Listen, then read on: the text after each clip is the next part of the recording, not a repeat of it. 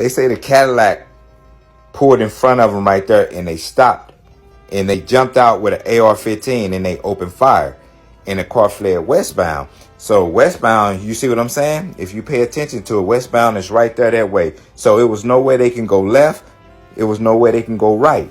So, and they say the female was hit one time in the shoulder and one time in the back, which means when she leaned over towards the passenger side after she got hit, you know, like screaming like, oh, and that's that back shot. And that's that shoulder shot. And they say Cash was hitting the neck. So that first shot, when Cash was hitting the neck, Cash got shot through that windshield right there. When that was that first shot that hit Cash through the windshield, Cash opened that passenger door and took off running. And that's when he opened fire, and he was returning fire, but he was also hit at the same time. And as he was fleeing, that's when they finished him off with the rest of those shots, man. But yeah, this was definitely a setup, man. The way they had this trapped in, this was almost like how they trapped Tupac in right there, man. It was no way that they knew Cash was coming up that street at the time. And they were saying they was just sitting in the car.